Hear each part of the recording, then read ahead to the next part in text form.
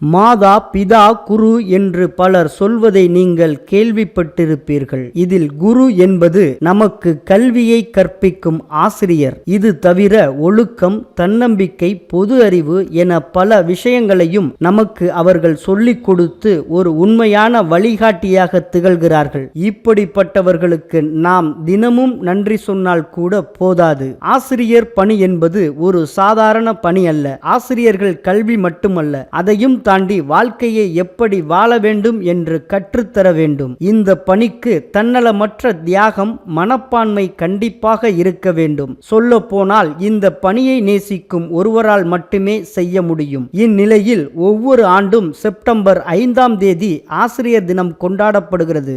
ஆசிரியர் பணியை புனித பணியாக கருதி மற்ற ஆசிரியர்களுக்கு முன் உதாரணமாக இருந்தவர்தான் சர்வப்பள்ளி ராதாகிருஷ்ணன். மாபெரும் தத்துவ மேதையாக விளங்கிய இவரை கௌரவப்படுத்தும் விதமாகத்தான் இவரது பிறந்த நாளான செப்டம்பர் 5ஆம் தேதியை ஒவ்வொரு ஆண்டும் ஆசிரியர் தினமாக கொண்டாடுகிறோம். இந்த ஆசிரியர் தினமானது 1962ஆம் ஆண்டு முதல் கொண்டாடப்பட்டு வருகிறது. 1888ஆம் ஆண்டு செப்டம்பர் 5ஆம் தேதி திருத்தணி அருகே இவர் பிறந்தார். கல்வியை முதன்மை என்ற எண்ணம் கொண்ட இவர் BA, MA பட்டம் பெற்று சென்னை பிரசிடென்சி கல்லூரியில் உதவி விரிவுரையாளராக பணியாற்றினார். இவர் 1918ஆம் ஆண்டு மைசூர் பல்கலைக்கழகத்தில் தத்துவ பேராசிரியராக பணியாற்றினார். பிறகு 1923ஆம் ஆண்டு இந்திய தத்துவம் என்ற புத்தகத்தை வெளியிட்டார். அது மட்டுமின்றி இவர் ஆக்ஸ்போர்ட் பல்கலைக்கழகம் உள்ளிட்ட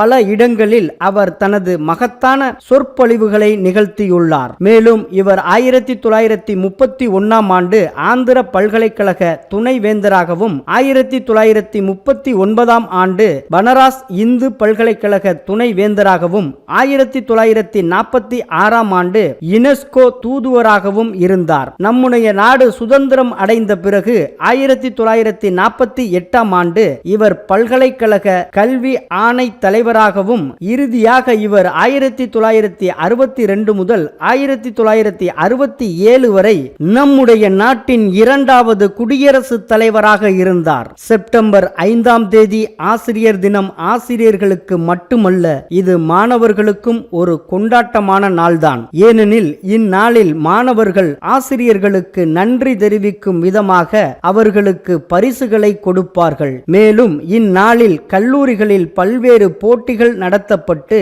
அதில் வெற்றி பெற்றவர்களுக்கு பரிசுகளும் வழங்கி வருகிறார்கள்.